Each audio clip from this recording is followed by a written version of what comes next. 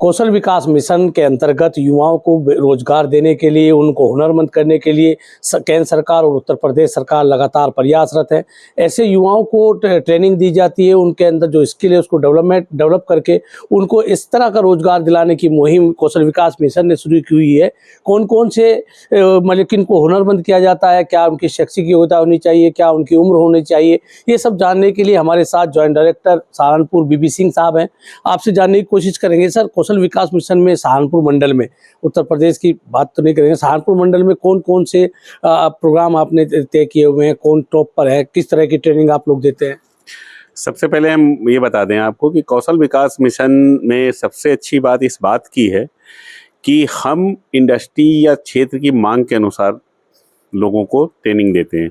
इसमें कोई सरकारी हस्तक्षेप नहीं है कि आप इस कोर्स को तय करेंगे। अच्छा, आपका ये है कि जिस जिले की जो डिमांड है, जिस जिले में जिस तरह की ज़रूरत है, उसी तरह आप लोगों को ट्रेनिंग देंगे युवाओं को? हाँ, तो इस पे हमारा मिशन पहले से कुछ स्टडी करके कुछ टारगेट देता है।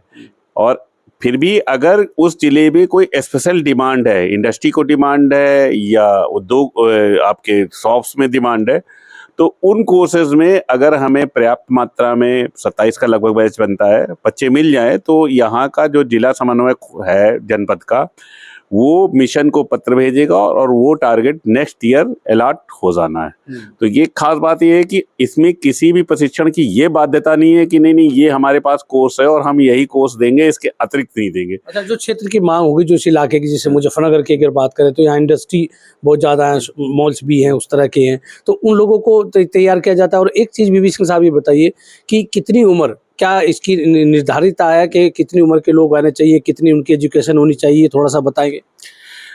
इस कोर्स में जो हमारे प्रशिक्षण के लिए 14 से 35 वर्ष के उम्र के लोग लाभार्थी फायदा ले सकते हैं, चाहे महिला हो और चाहे पुरुष हो।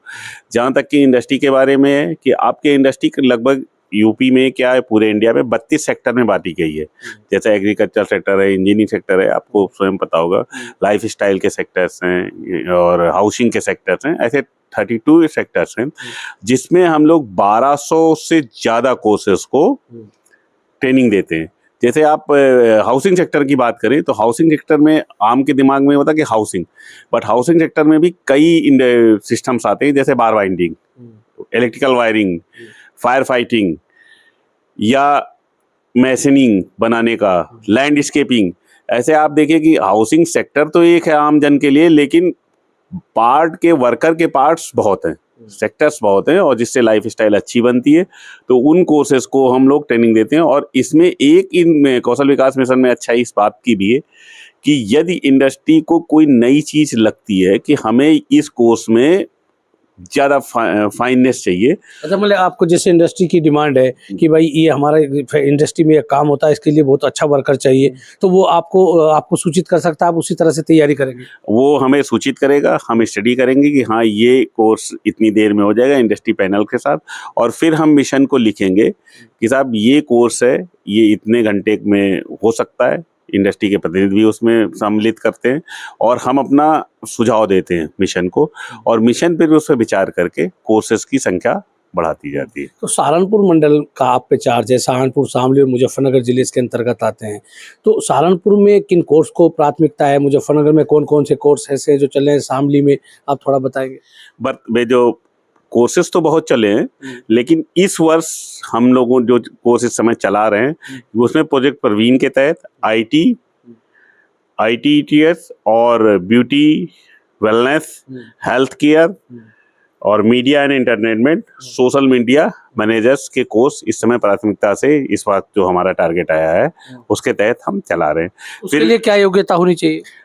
योग्यता बस कक्षा 8 पास हो, और उससे ज़्यादा भी पास है तो कोई बुराई नहीं है। जैसे अब आप बात करिए मीडिया एंड एंटरटेनमेंट में, तो उसमें कक्षा 8 पास ट्रेनिंग तो ले सकता है अगर वो पहले से उसमें कुछ जानकारी रखे, लेकिन अगर ग्रेजुएशन है तो वो बहुत अच्छी ऊंचाइयां वो पा सकता है मीडिया एंड एंटरटेनमेंट में, क्योंकि मीडिया एंड एंटरटेनमेंट एक बहुत वाइड कोर्स है। जैसे आप स्वयं भी मीडिया एंड एंटरटेनमेंट से जुड़े हुए हैं पत्रकार महोदय, तो आप ये देखेंगे कि इसमें तो लेखनी भी तगड़ी होनी चाहिए। तो जितना पढ़ा लिखा व्यक्ति होगा वो उतनी भी हाई लेवल की इनकम ग्रुप में जाएगा। तो मीडिया के लिए किस तरह की ट्रेनिंग आप लोग देते हैं?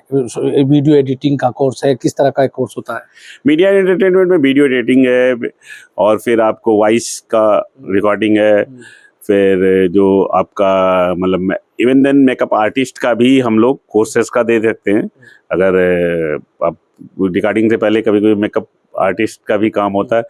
फिर आप देखिए कि आज की डेट में मीडिया जो एक ऐसे स्टेज पे आई है कि एक तरह का उसमें स्टेज भी बनता है कई करो, तो उसका भी कोर्स हम लोग दिला सकते हैं। आपने ब्यूटिशियन की बात की, तो ब्यूटिशियन के लिए किस तरह आप लोग ट्रेनिंग कराते हैं? क्या उसके लिए योग्यता है? वही 8वीं पास है या कुछ और है? 8वीं पास ही है, और उसमें हम ब्यूटिशियंस के कई कोर्सेज की ट्रेनिंग देते हैं। कि आप देखते हैं ना, ब्यूटी पार्लर आज की डेट में शादी बारात या आम जन में कि अपनी सुंदरता के प्रति कितना लगाव आया है।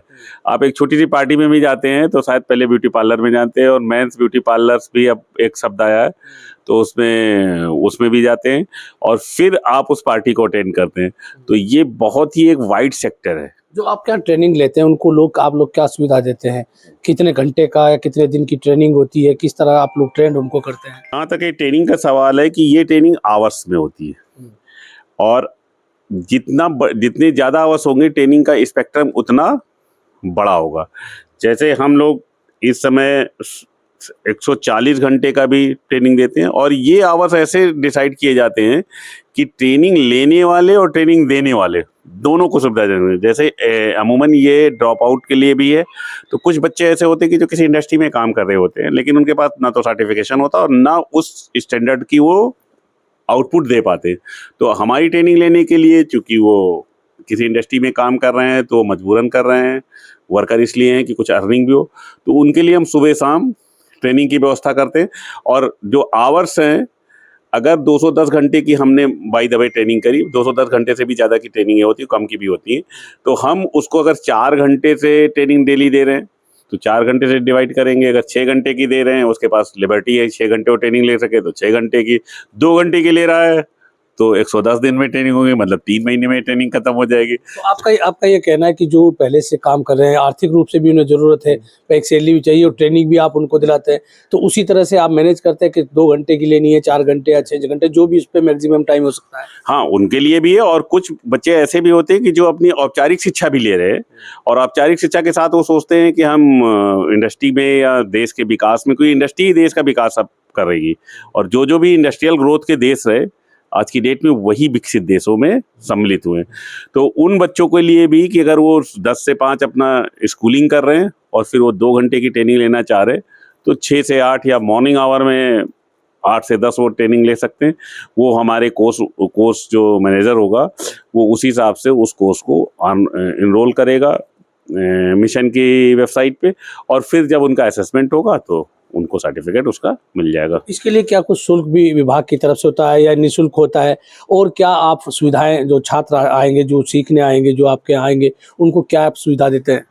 इसके लिए कोई शुल्क नहीं है, और साथ ही साथ जो ट्रेनीज होंगे उनको 2 सेट वर्दी, पढ़ने की जो कोर्स में रिक्वायर्ड बुक्स हैं, मटेरियल, रीडिंग मटेरियल भी देंगे, और साथ ही साथ कोर्स कंप्लीट करने के बाद 70% जितना हमने ट्रेनिंग दी है उसका 70% बच्चों को एम्प्लॉयमेंट में हमें जोड़ना है, वेज एम्प्लॉयमेंट में।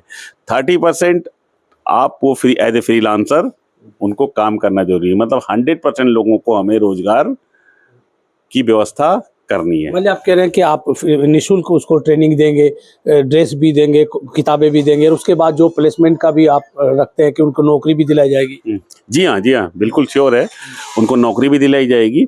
और ये जो हमारे मिशन ने डिसाइड किया है कि अगर हम 100 बच्चों को ट्रेनिंग दे रहे हैं तो 70 लोगों को वेज एम्प्लॉयमेंट दिलाएंगे किसी ना किसी इंडस्ट्री में, और 30% वो अपना कारोबार भी कर सकते हैं। लेकिन रोजगार हम मतलब व्यवस्था में 100 के 100 को लाना है। 30 वो अपना कर रहे हैं उनको बताएंगे, और 70 जो कहीं से जॉब कर रहे हैं उनका बताएंगे। तो कहाँ संपर्क करना चाहिए? किस तरह जो लोग चाहते हैं कि भाई ठीक है हम ट्रेनिंग लेंगे, कौशल विकास मिशन विभाग से ट्रेनिंग लेके फिर नौकरी भी लगेगी, अपना व्यवसाय भी शुरू कर सकते हैं, जब वो ट्रेंड होने के लिए कहाँ उनको संपर्क करना चाहिए? किस तरह का आवेदन उनको करना पड़ेगा? हर जनपद में DPMO कार्यालय बनाया गया है, और उसके लिए जो हमारे जिलाधिकारी महोदय और सीडीओ महोदय उसके अध्यक्ष और उपाध्यक्ष के रूप में काम करते हैं, और जिले के प्रधानाचार्य, राजकीय औद्योगिक प्रशिक्षण संस्थान के नोडल प्रधानाचार्य उनके जिला समन्वयक का कार्य करते हैं। जिला ITI के जो प्रिंसिपल हैं, जी हाँ, ITI के प्रिंसिपल जिला समन्वयक का काम करते हैं, और उनके पास 2 MIS मैनेजर्स होते हैं और DDGQI का एक, मतलब जो भारत सरकार की एक स्कीम चलती है DDGQI, उसमें एक, मतलब 3 MIS मैनेजर जिले में उसके लिए काम करते हैं। अधिकतर कार्यालय इनका जनपद की जो मुख्य नोडल ITI है उसके अंदर है। बच्चे वहाँ पे आएँ या जो भी लाभार्थी जिसको लाभ लेना हुआ है, और प्रधानाचार्य के कार्यालय में संपर्क करे, और प्रधानाचार्य के कार्यालय में ही DDGQI ये आपका कौशल विकास मिशन का जिला समन्वय का दफ्तर होता है, जिसमें बड़ी सुविधाजनक तरीके से वो पहुँच के और अपना नाम, मोबाइल नंबर दे दे, और जिस सेक्टर में वो कोर्स करना चाह रहा उसका भी अगर नाम लिखा दे, तो जब भी कोर्स होगा तो ये हमारे MIS मैनेजर उनको मोटिवेशन में उनको बताएंगे और उनको मोटिवेट करेंगे। अगर वो कोई सेक्टर उसने डिसाइड नहीं किया है और उसने ये बता दिया कि साहब मैं ये चीज़ जानता हूँ, तो सेक्टर भी बता दीजिए मोटे मोटे तौर पर, 10-15 सेक्टर जो इस तरह के हैं। जैसे हमारे सेक्टर एग्रीकल्चर है, कंस्ट्रक्शन है, हैवी इंजीनियरिंग है, हाउसिंग है, और इसके अलावा जेम्स एंड ज्वेलरी है, हैंडीक्राफ्ट है, माइनिंग है, टेक्सटाइल है, ब्यूटी है। ऐसे लगभग 32 सेक्टर्स हैं जिसकी सूची आपको जिला समन्वय कार्यालय में मिल जाएगी और उनके नोटिस बोर्ड पर भी लगी हुई मिल जाएगी। तो ये थे बीबी सिंह जो ज्वाइंट डायरेक्टर हैं कौशल विकास मिशन के। अगर आपकी उम्र 14 साल से 35 साल तक है, 8वीं से ज़्यादा आप पढ़े लिखे हैं और कोई काम हुनरमंद आप होना चाहते हैं, यानी अपने अंदर कोई हुनर लाना चाहते हैं किसी भी सेक्टर में, चाहे वो इंडस्ट्री का सेक्टर हो, चाहे वो कारपेंटर का, बहुत सारे सेक्टर्स हैं, उनको आप चाहते हैं तो आपको ITI मुजफ्फरनगर, शामली और सहारनपुर में संपर्क करना चाहिए, प्रिंसिपल से संपर्क करना चाहिए। यहाँ सब आपको निःशुल्क ट्रेनिंग दी जाएगी। मैं राशिद अली हूँ और आप हमारा चैनल खोज न्यूज़ देख रहे हैं। धन्यवाद।